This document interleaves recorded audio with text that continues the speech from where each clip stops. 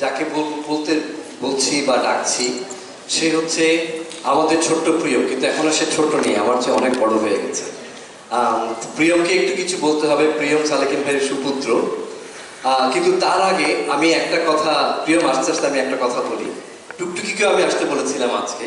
টুকটুকিকে আমি এতটুকু দেখেছি, আমরা মোটামুটি একসাথেই বড় হয়েছি।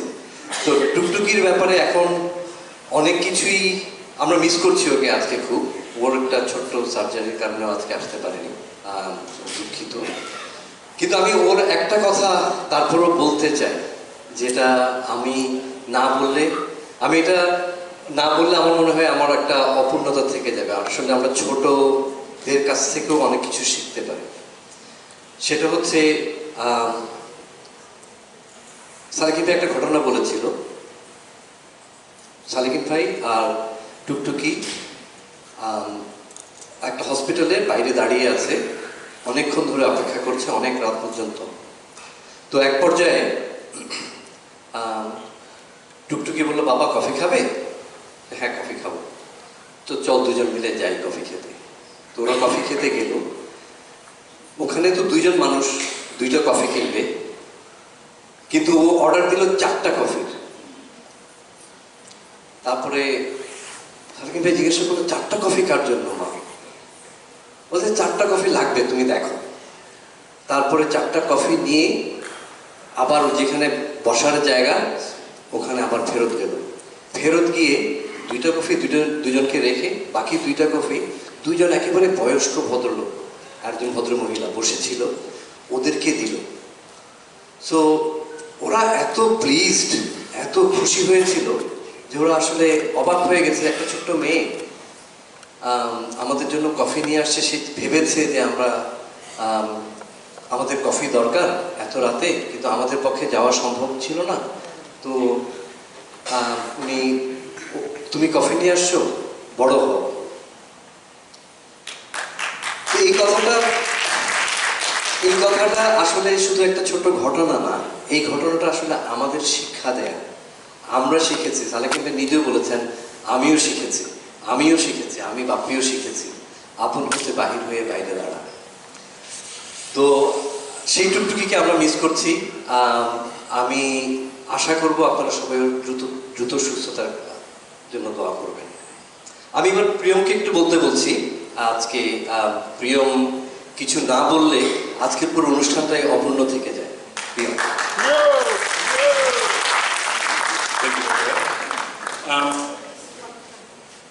আমি কিছু লিখিনি, কারণ লিখলে হয়তো ভুল হয়ে যাবে, কিন্তু এখন মনে হচ্ছে যে লেখা উচিত ছিল। আমিও প্রতিদিন মেম্বারশিপের অ্যাপ্লাই করেছি 1985 when he was born. তো we have an inside joke যে আমাদের পরিবারে 5 জন আমরা বড় হয়েছি একসাথে, আব্বা আম্মা, আমি, আমার বোন আর প্রতিদি। And it's really nice to see যে ওই সেন্টিমেন্টটা is one of the most important things in my dad's life. আর আব্বার জীবনের যে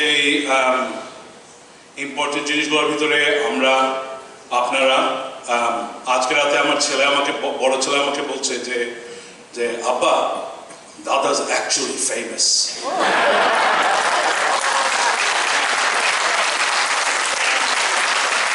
এখন খেলায় ব্যস্ত দুজনই, কিন্তু অনেকক্ষণ ধরে আমি দেখলাম যে সোফায় বসে বসে ও মানুষজন আপনাদেরকে দেখছে, এত যে কাজ প্রতিদিন সবাই করছে, হাসি মুখে করছে, এইগুলো ওর জন্য নতুন। আর আমার জন্য এগুলো পুরানা, কারণ আমি বুঝতে পারি যে আমার দাদার পাশে থাকার, আব্বার পাশে থাকার, যে আমরা যাদেরকে চাচা চাচি বলেছে, আমাদের বাসায় যারা আসা যাওয়া করতো, they're all superstars। আর এগুলো বুঝতে আমার অনেক সময় লেগেছে। আমার 14 বছর বয়স থেকে 24-25 বছর পর্যন্ত, please don't take any offense to this, but we've had to share that. এবং ওইটার ভ্যালু বুঝতে অনেক সময় লেগেছে আমার ছেলে হিসাবে। কিন্তু এখন যেটা আমি আব্বাকে দেখি, আব্বা আমাকে সেদিন বলেছে, ছেলেদেরকে বকা দিবি না, আমার খারাপ লাগে। কারণ আমি আব্বার দিকে তাকালাম, আমি বললাম যে এটা তুমি কাকে বলছো? And Abba said one of the nicest things I've ever heard him say. Abba বলে যে শুন, তোদেরকে বড় করার সময় বুঝি, এখন বুঝি, এই কথাগুলো মনে রাখিস। আর ভালো খারাপ দিয়ে মানুষ, কিন্তু আব্বার ভালো জিনিসগুলা যেগুলো আপনারা দেখেছেন, আমরা দেখেছি, অনেকের বুঝতে সময় হয়তো দেরি হয়, আমার যেটা হয়েছে, কিন্তু আব্বার কাছ থেকে অনেক জিনিস শিখেছি, যেমন being on time, being punctual. আমাকে বাইরে একজন বলছিল যে তোমার আব্বার মতন শিক্ষক, অর্গানাইজার এবং যে কোনো বয়সের মানুষের সাথে আব্বার যে রিলেশনশিপটা আব্বা ক্রিয়েট করতে পারে, it is incredible and we are all privileged যে আমরা এটা দেখি এবং এটা আমিও শিখি। আর আমি আমার বাচ্চাদেরকে যদি শেখাতে পারি, then it will be the perfect circle. So আব্বা, শুভ জন্মদিন, love you very much.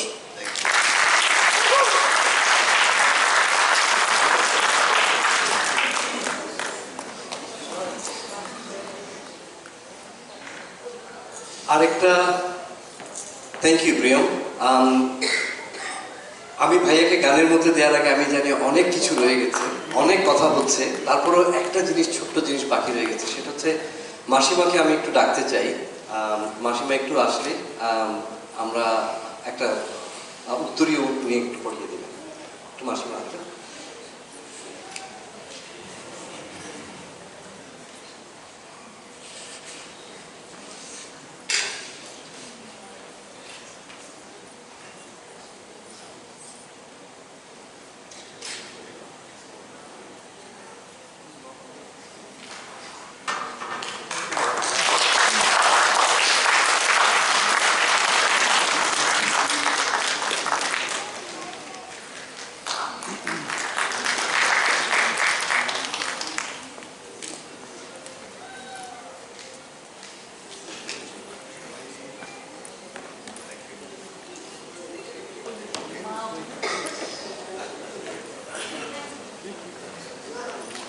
আর কোনো কথা নাই, এবার পুরো সালেকিন ভাইকে আমি দিয়ে দিলাম, আমি আর আসবো না, আমি কথা দিচ্ছি।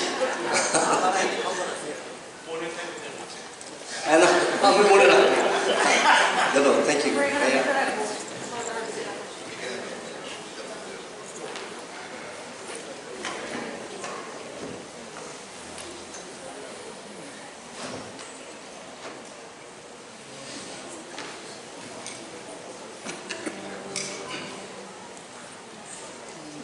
আপনাদের সবাইকে আমার কৃতজ্ঞতা জানাচ্ছি এই জন্য যে অত্যন্ত সংকুচিত হয়ে রয়েছে আমি। আসলে আমি কখনো চাই না বা চাইনি যে আমার কোনো গান, আমার কীর্তিগাথা আমার সামনে কেউ বলে যাক।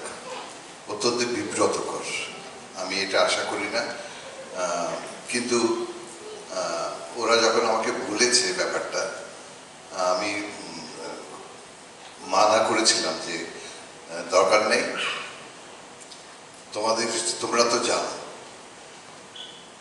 যে আমি নিজেকে কখনো প্রচার করিনি। তো ওরা গত বছরই আমাকে জানিয়েছে আমরা কিন্তু আগামী বছর আপনাকে নিয়ে আমরা বসবো সবাই। যাই হোক, প্রিয়ম যেমন, আমার ছেলে যেমন বলে গেল যে আমাদের পরিবার মানে আমি, আমার স্ত্রী, আমার ছেলে, আমার মেয়ে এবং প্রতীতি। মাঝে মাঝে এসব নিয়ে ঝগড়াঝাটি হতো, কিন্তু আমি প্রতীতিকে বাদ দিতে পারিনি আমার পরিবার থেকে। Pratiti was always with me.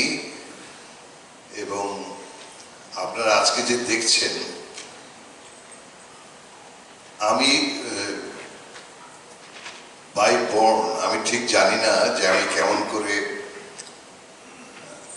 কাজের প্রতি নিষ্ঠাবান হয়েছি। আমি যখনই যেটা করেছি খুব সময় ছিল ইন্টারমিডিয়েট যখন পড়ি আমি, তখন আমি খুব খেলাধুলা করতাম। মাত্র গান শেখা শুরু করেছি এবং খেলাধুলা শুরু করলাম তখন আমি ঢাকা কলেজে পড়ি 1973-74, এবং আমি 2 বছর ঢাকা কলেজে পড়েছি। 2 বছর অ্যাথলেটিক্সের চ্যাম্পিয়ন হয়েছি আমি ঢাকা কলেজে। তারপর ইউনিভার্সিটি 6 বছর পড়লাম। 6 বছর ইউনিভার্সিটি আমি আমাদের ঢাকা ইউনিভার্সিটির অ্যাথলেটিক্সে আমি 6 বছর চ্যাম্পিয়ন ছিলাম। কেউ ভাবতে পারতো না যে আমি গান করি, কিন্তু আমি খেলাধুলা করি কেমন করে। সেকেন্ড ডিভিশনে ক্রিকেট খেলতাম। আমার কাছে এখন একটা পেপার কাটিং আছে যে আমি যেই বছর আমি সেকেন্ড ডিভিশনে খেলছি প্রথম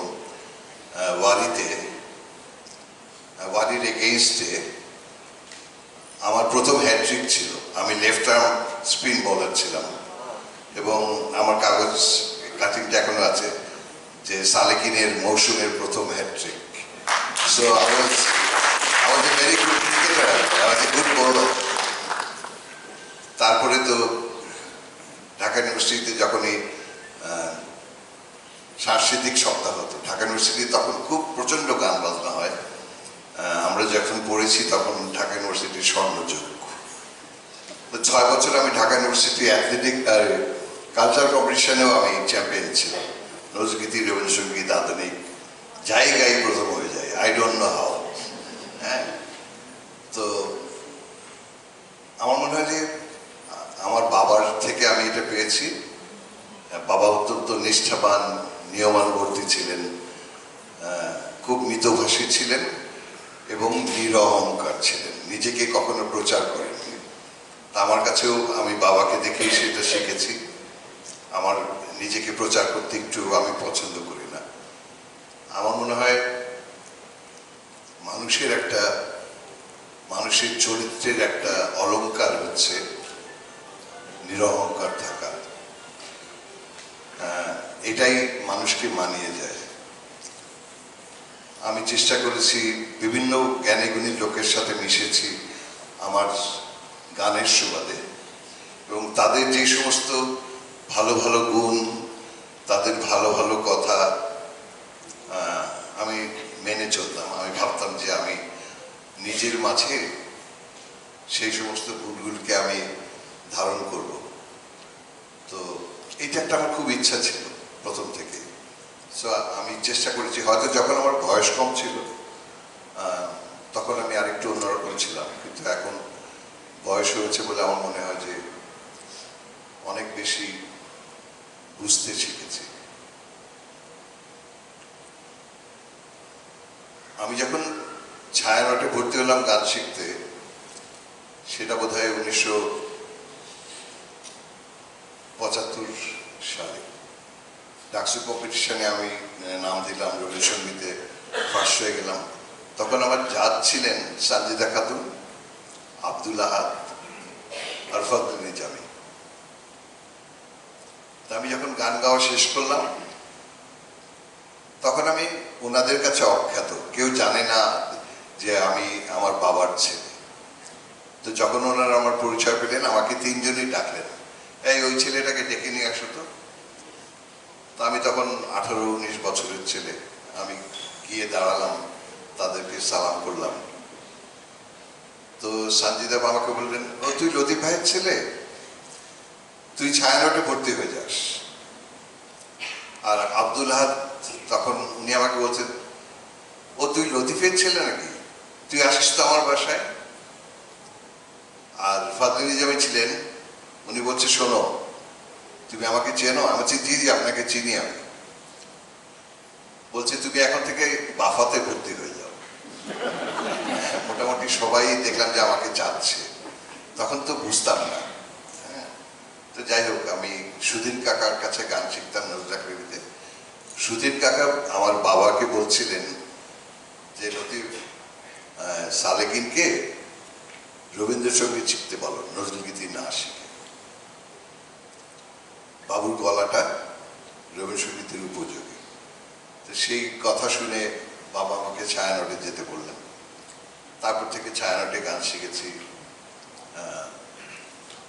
এবং কিছুদিন শিক্ষকতা করেছি বছর 10। একটা কথা কি মনে হয়, আজকে আমি যেরকম, আজকে আমি যা, তার বেশিরভাগটা শিখেছি ছায়ানটে। আমাদের যিনি গুরু ছিলেন ওয়াহিদুল হক এবং সানজিদা খাতুন, ওনাদের শেখানোটা ছিল অনেকটা সেরকম যেরকম আমি প্রতীতিতে গান শিখি, অনেকটা সেরকম। গানের অর্থ বুঝিয়ে, গানের সুর কোনটা কোথায় কেন লাগলো, গানের কথার অর্থটা কি, আমি যেমন তোমাদেরকে বলে বলে গানগুলি শিখাই, ঠিক ছায়ানটে আমি সেরকমই শিখেছি। যাই হোক, আর একটা কথা মনে হয়, আমি বেশ কিছু গুণী লোকের সামনাসামনি বসে গান শুনেছি এবং গান গেয়েছি তাদের সামনে। তাদের মধ্যে বিখ্যাত দুজন হচ্ছেন, যেটা আমার সারা জীবন মনে থাকবে। একজন হচ্ছে শৈলজা রঞ্জন মজুমদার। রবীন্দ্রনাথ বেঁচে থাকতে রবীন্দ্রনাথের ডান হাত ছিলেন শৈলজা বাবু। রবীন্দ্রনাথের গানের ভান্ডারে ছিলেন শৈলজা রঞ্জন মজুমদার। তিনি একবার ঢাকায় ওয়ার্কশপে এসেছেন, তা আমরা সবাই গেছি, বিভিন্ন জায়গা থেকে ছেলে মেয়েরা এসেছে গান শিখতে, তা আমিও গেছি গান শিখতে। তো গান শেখা শেষ হয়ে গেলে উনি প্রত্যেক দিনই 2-3 জন ছেলে মেয়েকে ডাকতেন র্যান্ডম, এই এদিকে আয় একটা গান শোনা। যেরকম একদিন হঠাৎ আমাকে ডাকলেন, এই ছেলে এদিকে আয়, তুই গান গা। ছেলে না, আমাকে ছোড়া বলেছিল, এই ছোড়া এদিকে আয়। তা আমি বসলাম, আমি তখন নবীন যুবক, আমি ওনার সামনে একটা গান করলাম। তিনি আমার মাথায় হাত দিলেন, আর কিছু বললেন না। তারপর থেকে যখনই প্রত্যেক দিনই ক্লাস হতো, প্রত্যেক দিন আমাকে উনি খুঁজে বের করতেন, এই ছোড়া এদিকে আয়, আমার পাশে বস। আমি তার প্রিয় হয়ে গেছি ওই একটা গান শুনে। এটা আমার একটা বিশাল বড় সৌভাগ্য। এখন when I look back, আমি তখন চিন্তা করি যে আমার কি ভাগ্য যে আমি শৈলজা বাবুর কাছে বসে গান করেছি, উনি আমাকে ভালোবেসেছেন। আরেকজন হচ্ছেন শান্তিদেব ঘোষ। তিনি ছিলেন রবীন্দ্রনাথের বাঁ হাত। রবীন্দ্রনাথ বেঁচে থাকতে এই শৈলজা বাবু এবং শান্তিদেব ঘোষ তাদের উপর নির্ভর করতেন বেশি, তারাই স্বরলিপি করতেন রবীন্দ্রনাথের গানের। আরো বেশ কয়েকজন ছিলেন, কিন্তু ওনারা প্রধান ছিলেন। তো শান্তিদেব ঘোষের বাসায় আমি আমার গুরু ওয়াহিদ ভাইয়ের সাথে গেছি। উনি বারান্দায় বসেছিলেন, শান্তিনিকেতন বাড়ির বারান্দায়। তো ওয়াহিদ ভাই গল্প করলেন, আমার সাথে পরিচয় করে দিলেন যে আমার ছাত্র। তুমি আমাকে বললেন যে একটা গান গাতো। তো ওনার বারান্দায় বসে খালি গলায় গান করেছি। করার পর উনি খুব খুশি হলেন। তিনি বললেন যে শোন, তোকে একটা পুরস্কার দেবো আমি। তা আমি তাকিয়ে থাকলাম শুধু। তো বললো যে সন্ধ্যার সময় ক্যান্টিনে চলে আসবে। তো আমি আর ওয়াহিদ ভাই বুঝতে পারলাম না যে উনি কি বলতে চাচ্ছেন। যাই হোক, সারাদিন শান্তিনিকেতনে ঘুরে গান টান করে সন্ধ্যার সময় ক্যান্টিনে গেলাম। ক্যান্টিনে গিয়ে দেখি উনি 3-4 জন বাউল ধরে নিয়ে এসেছেন আমাদেরকে বাউল গান শোনাবেন বলে। আপনারা জানেন যে শান্তিনিকেতনে অনেক রকম বাউলরা আসেন। তো তাদেরকে ধরে এনেছেন, প্রায় রাত 11টা-12টা পর্যন্ত বাউল গান হলো। তো এটা আমার জীবনের একটা বড় পাওয়া। আরেকটা কথা আমার না বললেই নয়,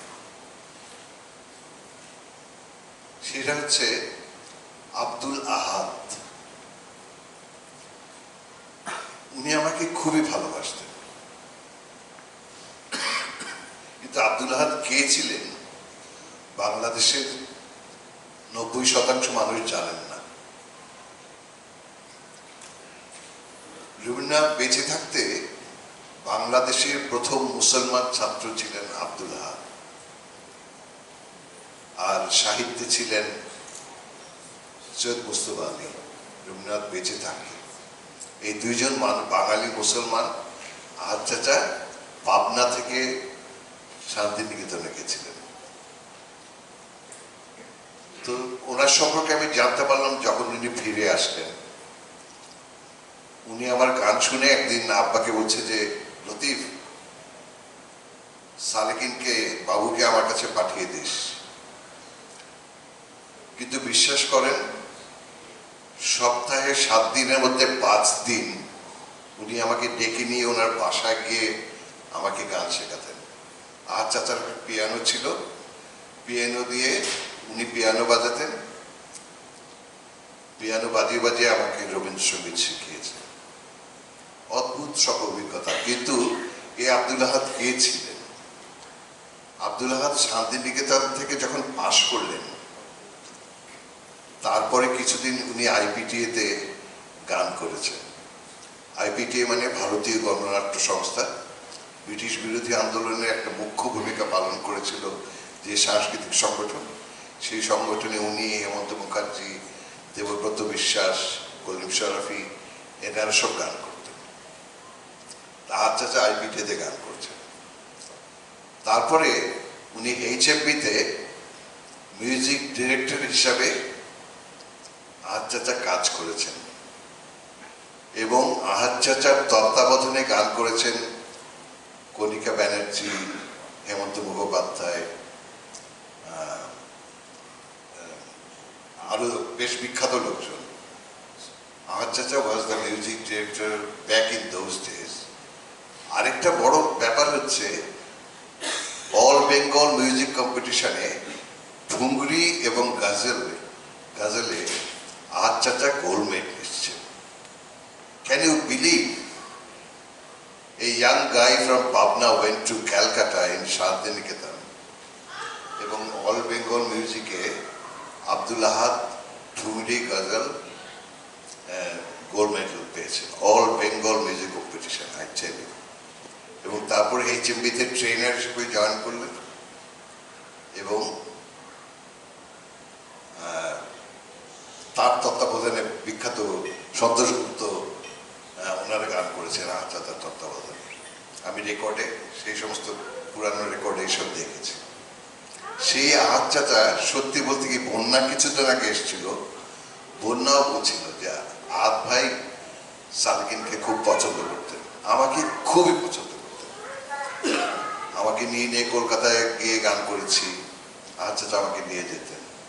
রেডিও টেলিভিশনে বিশেষ অনুষ্ঠানে উনি প্রডিউসারদের বলে দিতেন সালেকিন যেন থাকে, আর যেই থাকুক। So I was a bit lucky as well যে আমার I got all these legends, তারা আমার জীবনে এসেছে এবং আমি তাদের সান্নিধ্য পেয়েছি। সো এভাবেই আসলে আমি বড় হয়েছি। তা আমার কাছে মনে হয় যে আজকে আমার এটাও খারাপ লাগছে যে আমার মাত্র 70 বছর বয়স, কিন্তু এখানে আমাদের অনেক শুভানুধ্যায়ী আছেন, তারা 85-86 বছর বয়স। তারা ভাবছেন সালেকিন, তুই তো চ্যাংড়া ছেলে আমাদের কাছে, আজকে তোর জন্মদিন হচ্ছে। কিন্তু আই এম রিয়েলি প্রাউড। আমি আজকে সামনের সারিতে যারা বসে আছেন, আমি যখন 30 বছর আগে আসি তখন তাদের তত্ত্বাবধানে আমি গান করেছি। তখন বাংলাদেশ অ্যাসোসিয়েশন ছিল। অনেক কষ্ট করে করে করে আজকে আমরা এই পর্যন্ত এসেছি। আজকে মেশো বসে আছেন ওখানে। মেশো প্রতিদিতে আমাদের সাথে গান করতেন।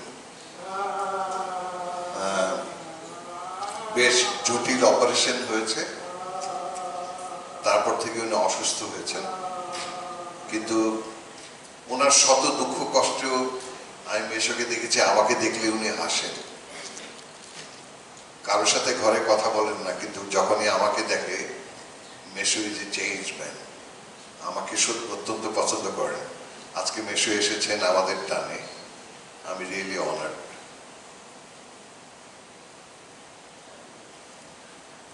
আমি একটু 1 মিনিটের জন্য একটু বিরতি দিচ্ছি।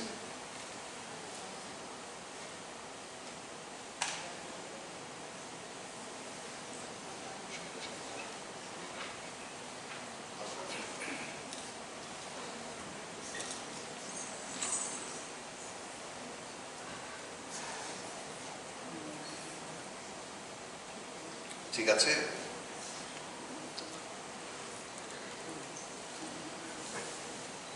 তো সেই যা বলছিলাম আসলে।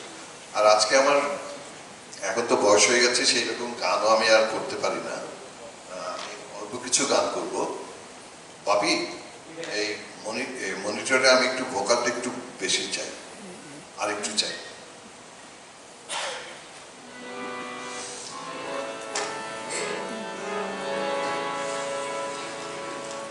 সবকিছুর পরে আমার মনে হচ্ছে কি জানেন, যে আই ডোন্ট ডিজার্ভ দিস, যে আপনারা সবাই আমার জন্য এখানে এসেছে।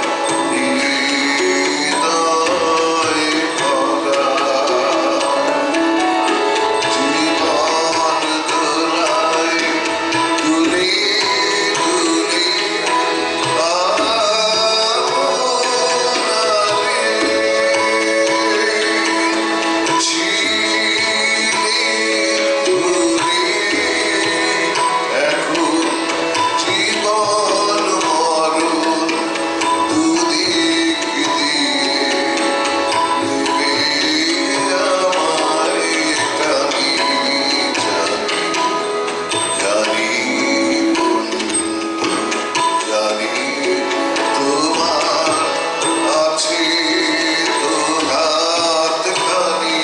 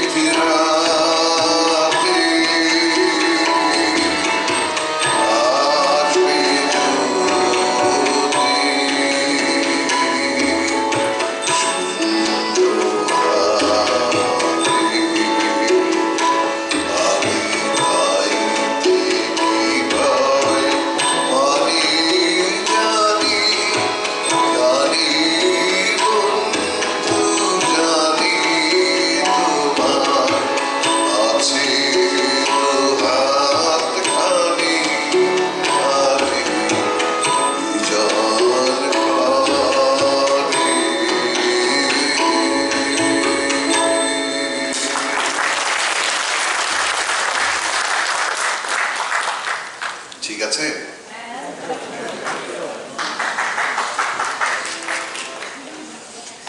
এবার আমার একটা নিজের গান আছে, রবীন্দ্রনাথ এই গানটা আমার জন্যই লিখেছিলেন, আপনারা অনেকেই জানেন না। সেই গানটা অনেকেই জানে, প্রতিটির অনেকে জানে, আমাদের দর্শকদের অনেকে জানে, কিন্তু আমার মনে হয় যে আমার যখন বয়স কম ছিল এই গানটা আমি খুব ভালো গাইতে পারতাম এবং অনেক প্রশংসা শুনেছি এই গানটার জন্য। সেই গানটা আমি একটু করছি, আমার খুব প্রিয় একটা গান। কিন্তু এই গানটা গাইলে একবার রবীন্দ্রনাথ এলাহাবাদে গেছেন তার দাদার বাসায়। তো এলাহাবাদে বেশ কিছুদিন ঘোরাঘুরি করেছেন, তারপরে পুরনো কাগজপত্র ঘাঁটছিলেন। তো পুরনো কাগজপত্র ঘাঁটতে ঘাঁটতে হঠাৎ করে একটা ছবি পেলেন, একটা ছবিটার দিকে অনেকক্ষণ তাকিয়ে থাকলেন।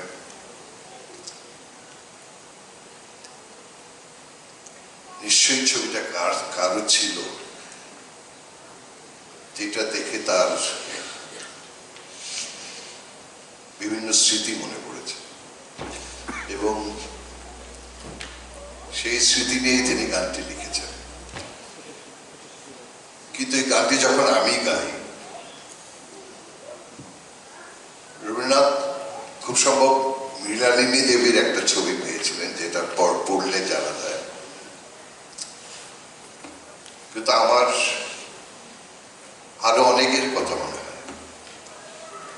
আমি যখন গাই তখন আমার বাবা মার কথা মনে হয়, আমার যারা শিক্ষক ছিলেন আমার তাদের কথা মনে হয়। গানটার গভীরতা অত্যন্ত ব্যাপক, কিন্তু আমরা যখন গানটা শুনি খুব অবলীলায় শুনে যাই, কিন্তু গানটার অর্থ খুবই সুন্দর। আমি এখন আর আগের মতো গাইতে পারি না, কিন্তু আমি গাচ্ছি।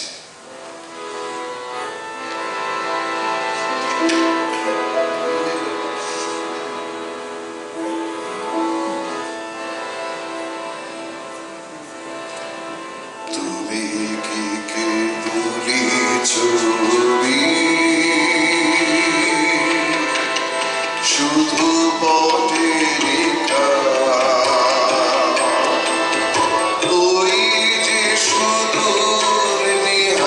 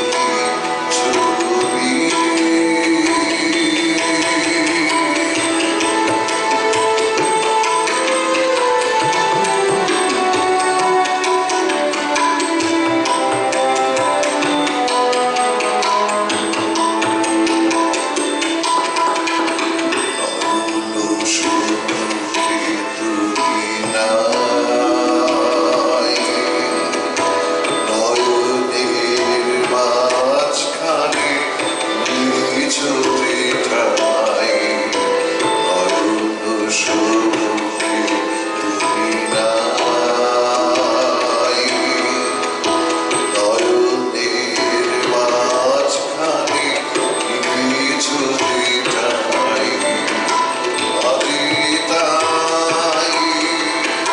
শ্যামলি শ্যামল তুমি নিধিমাইনি আমারও নিধি তোমাতে পেয়েছে তার অন্তরে রবি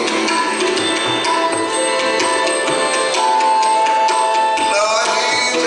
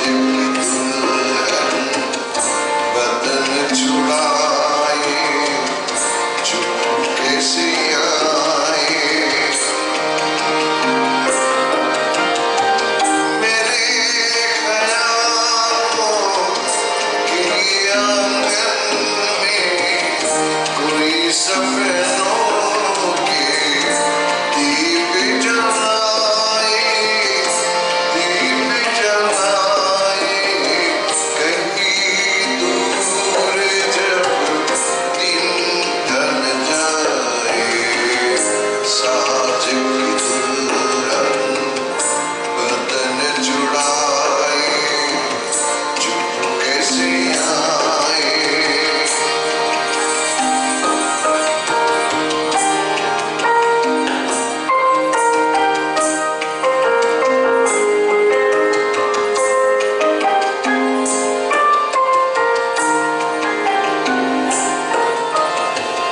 কারা যেন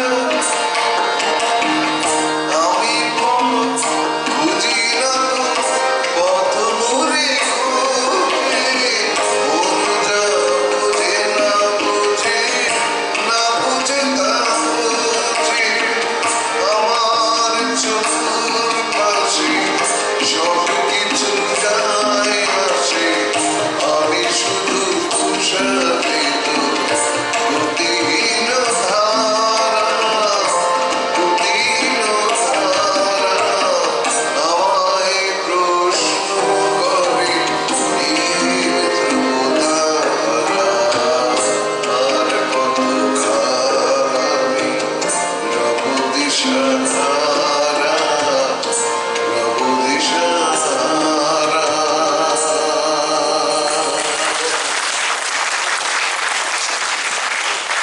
ভালো হলো না গানটা। জীবনে প্রথম হিন্দি গাওয়ার চেষ্টা করলাম, তো সোনালি আছে, সোনালি ক্ষমা করে দিও। তো দেখলাম যে না, ডেন্টিস্ট থাকতে হবে, সেই জন্য আর হিন্দি গাওয়ার সাহস করলাম। তবে আপনাদের জন্য আরেকটা চমক একটু পরে অপেক্ষা করছে। আমাদের শেষ করতে হবে, 9:30 বাজছে। We have to finish. Half an hour to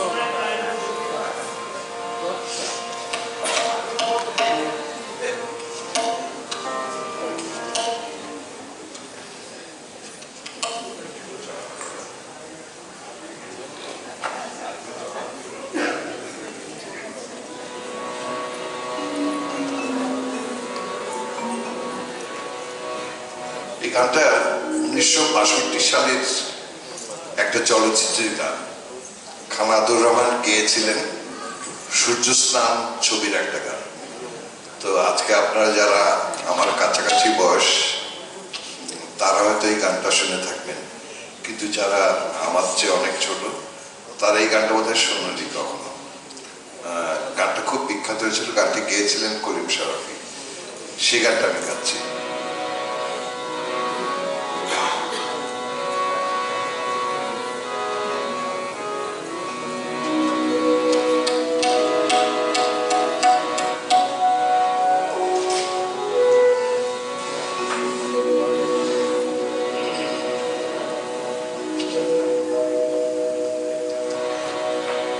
পথে পথে দিলাম ছড়াইয়া রে আমার চোখের পানি, ও আমার চোখ নাই।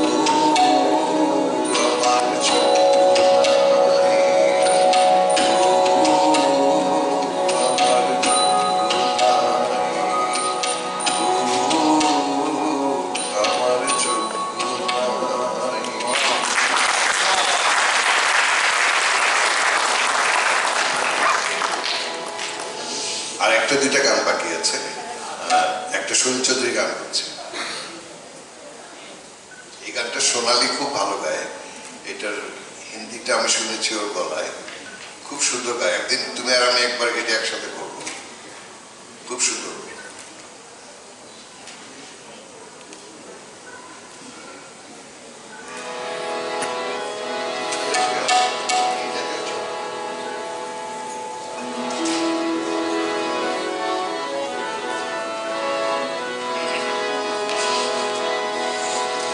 বাবুল হাওয়া কি আমারই মতন তুমিও হারিয়ে গেলে,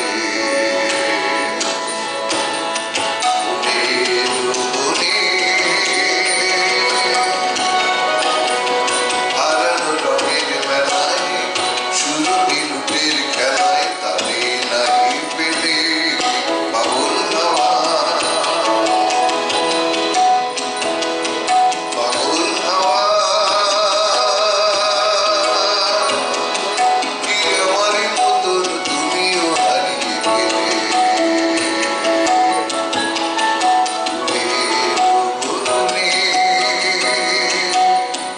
হাজারো রঙের মেলায় সুরভি লুটের খেলায় তারে নাই পেলে। বাবুল হাওয়া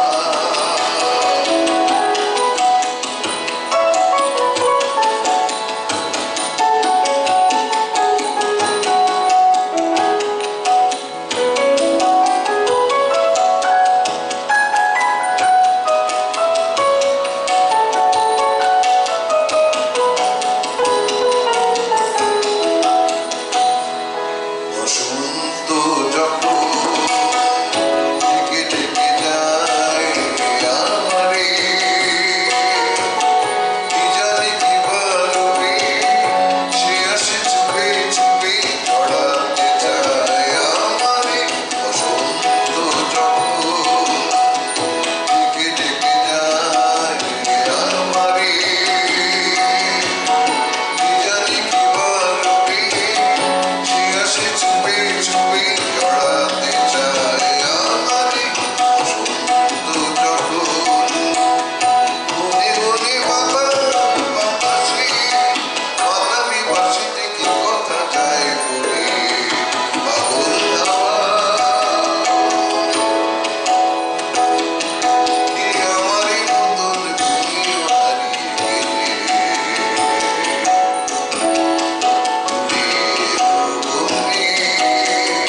হাজারো রঙের মেলায় সুরভি লুটের খেলায় তারে নাই পেলে।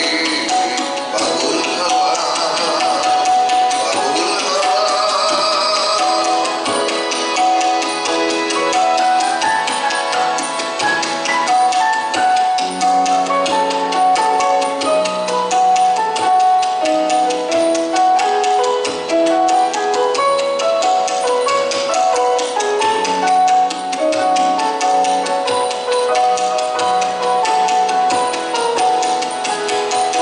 এবার সাঙ্গ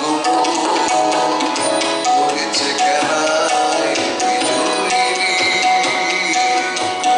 ধরা পুরো বল্লভী হিমালা কাপুর নবী ধরায় দাও বিজয়ী।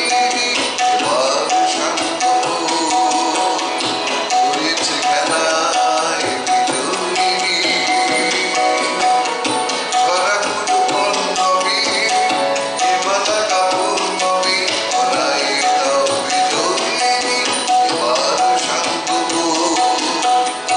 আরে মারা আরে আমারে সাজায় সজনী নিবাদন দাও রে। বাবুল হাওয়া কি আমারই মতন তুমিও হারিয়ে গেলে,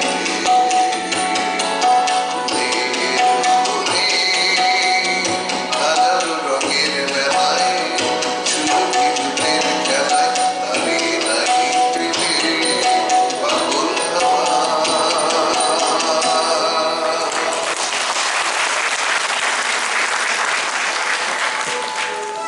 আমার শেষ গান, আরো 10টা অর্ধ ছেড়ে দিতে হবে। 10টা পর্যন্ত 10টা। কিন্তু একটা কথা বলি, আমি আমি কিন্তু কবিতা লিখতে পারি ইদানিং।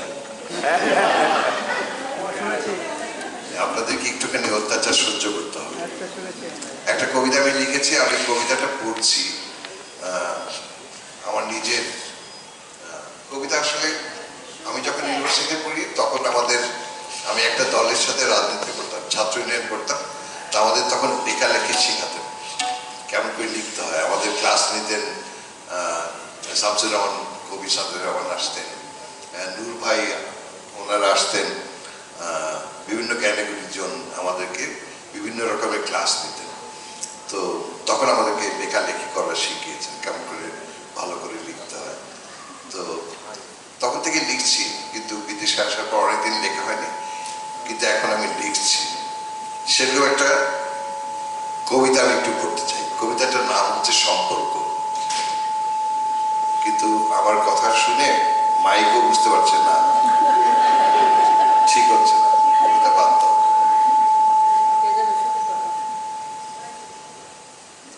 কবিতাটার নাম হচ্ছে সম্পর্ক।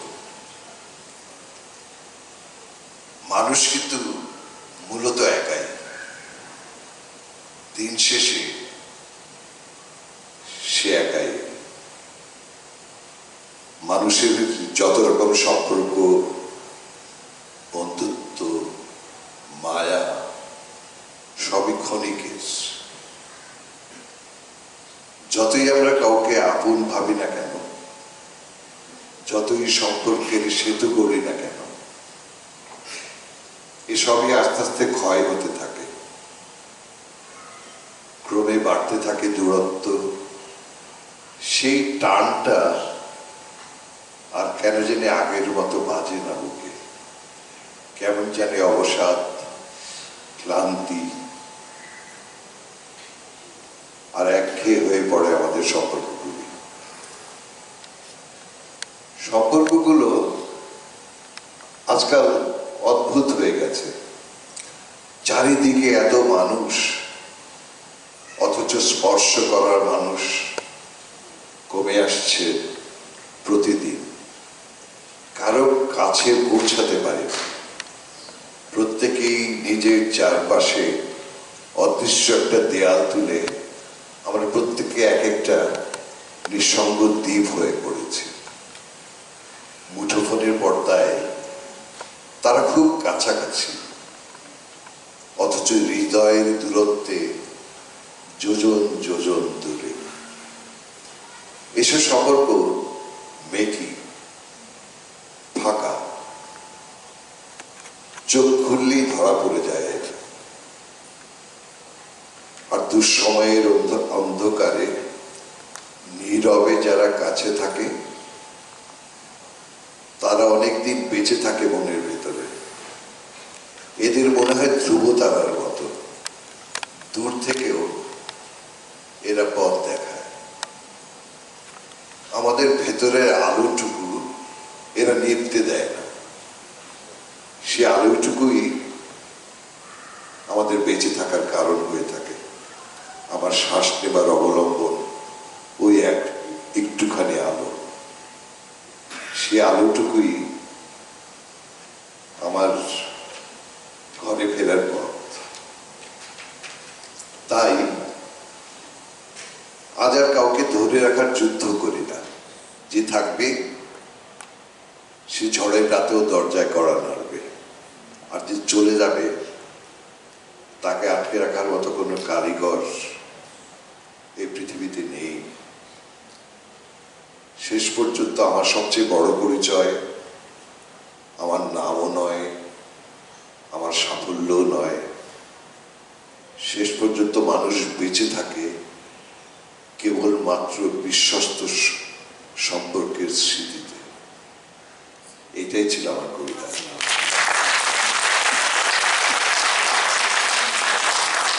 আমি ভাবছিলাম যে কয়েকটি ডিম বা টমেটো হয়তো এদিকে চলে আসবে। অনেক দাম টমেটো, হ্যাঁ, অনেক দাম টমেটো। আমি আপনাদেরকে একটা অদ্ভুত জিনিস শোনাই। সেটা হচ্ছে একটা পুঁথি। আমার বাবা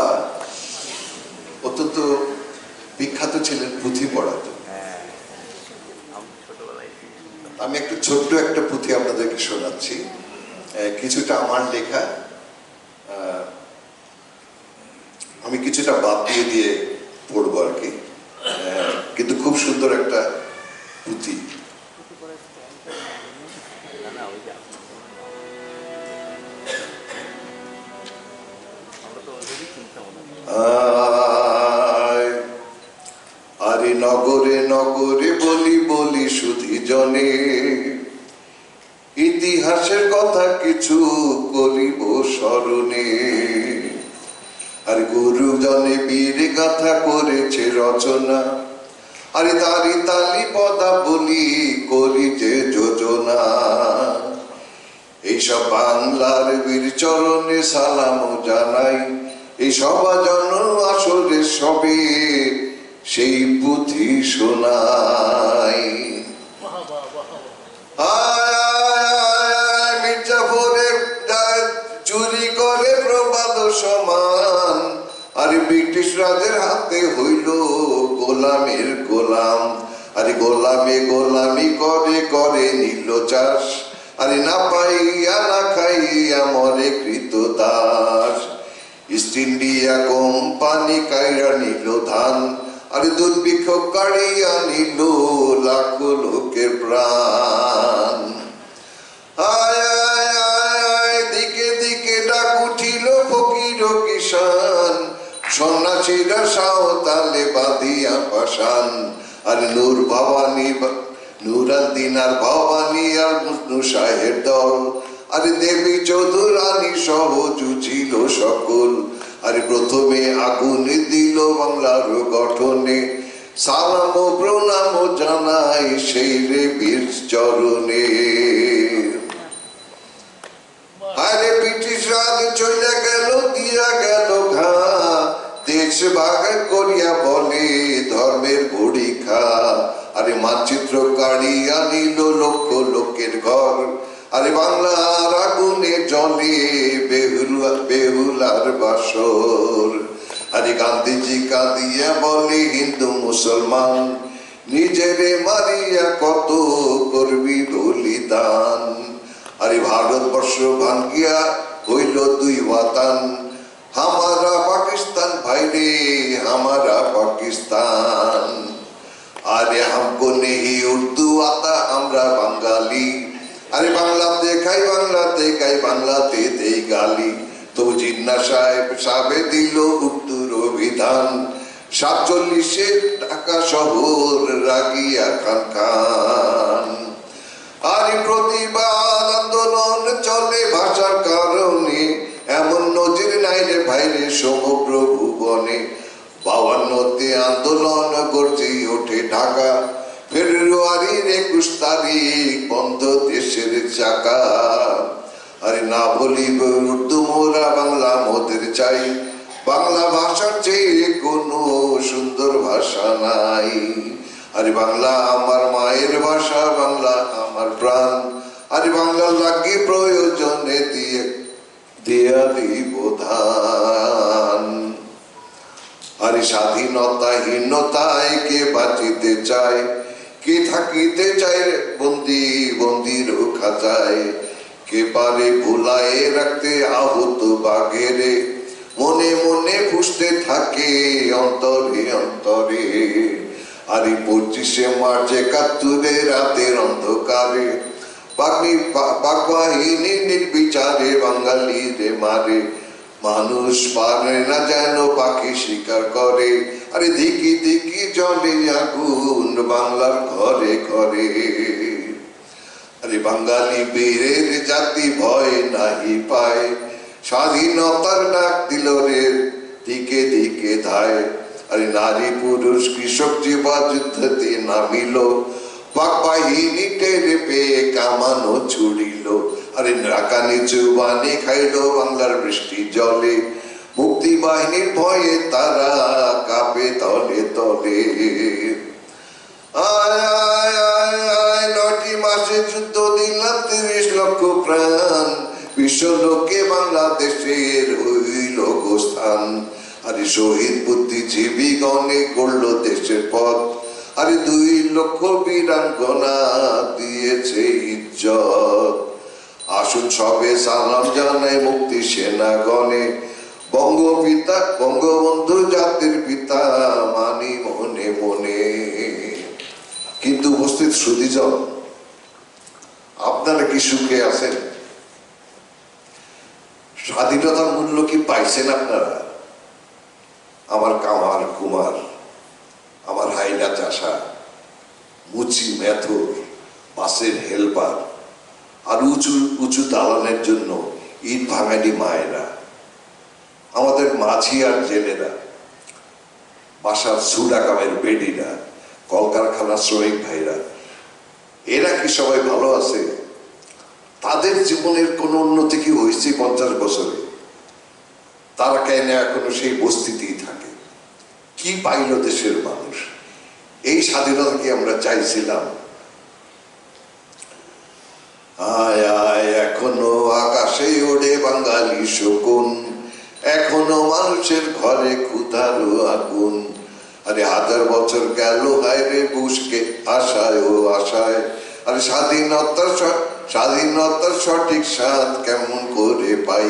আরে মৌলবাদী চারিদিকে অশান্তি ছড়ায়, আরে দলে দলে মানুষ পালায় জানের মায়ায়। গরিবের শোষণ করে ধনী বাঙালি, আরে কারে দেবে বিচার হায় রে বাঙালি বাঙালি কোথায়? রাজনীতিবিদ অর্থ লুটে বাইরে পাচার করে, আরে সর্বশান্ত দেশের মানুষ দ্রব্য মূল্য ভারে। কি করিবে কোথায় যাবে দেশের জনগণ? এ কেমন স্বাধীনতা পাইল বুক ভরা কাঁদন। এবারে আমার মিনতি, এখন সবার কাছে দোয়া মাঙ্গি হইয়া কাঙ্গালি, আমাদের ছেলে মেয়ে সবাই যেন হয় খাঁটি বাঙালি। 30 লক্ষ শহীদ, মোদের লক্ষ বীরাঙ্গনা, এদের রক্তের দামে কেনা এই মাটি এই সোনা। আরে হিন্দু মুসলিম বৌদ্ধ খ্রিস্টান সমানে সমান, ধর্ম বর্ণ ভুলে গিয়ে গাই মানবতার গান। ধর্ম যার যার দেশটি সবার এই হোক অঙ্গীকার, আরে ভেদাভেদ নয় ভালোবাসায় করব নতুন কার। আসেন মোরা এই দেশ গড়ি, হাতে হাতটি ধরি, সত্য ন্যায়ের মানবতার নতুন স্বপ্ন গড়ি।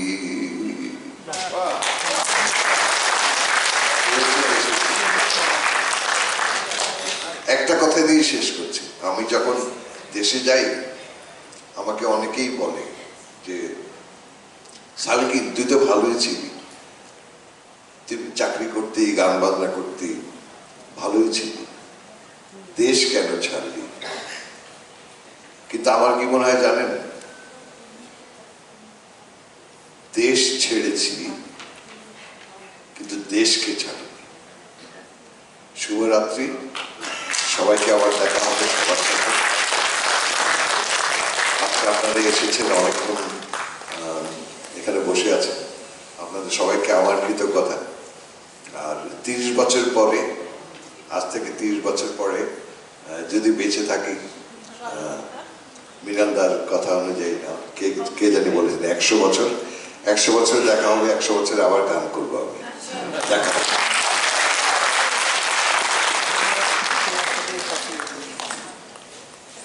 ধন্যবাদ আপনাদের সবাইকে, অসংখ্য ধন্যবাদ। আমি জানি আরো অনেকক্ষণ গান শুনতে পারতাম, কিন্তু আমাদের সময়ের স্বল্পতার জন্য এবং আমাদের অন্যান্য যান্ত্রিক গোলযোগের জন্য আমি আবারও ক্ষমা প্রার্থী। আর আজকের অনুষ্ঠান এখানেই শেষ করছি। একটা ছোট্ট অনুরোধ দিয়ে আমি সবাইকে রিকোয়েস্ট করবো, আপনারা এদিক দিয়ে বের হয়ে যাবেন, এদিক দিয়ে না, কারণ নেবাররা হয়তো বা কমপ্লেন করতে পারে যখন আপনারা যাবেন। এবং আরেকটা, হ্যাঁ, পার্কিং দিয়ে বের হবে। আর আরেকটা রিকোয়েস্ট, গল্প করেন ভিতরে করেন, সমস্যা নেই, কিন্তু বাইরে গিয়ে বেশিক্ষণ গল্প করবেন না, বাইরে অনেক ঠান্ডা। হ্যাঁ, আমি সেটাই বলতে চাচ্ছিলাম, এই ঠান্ডার মধ্যে গল্প করার চেয়ে ভিতরে গল্প করে তারপরে বাইরে গেলে ভালো হবে। অসংখ্য ধন্যবাদ, শুভরাত্রি।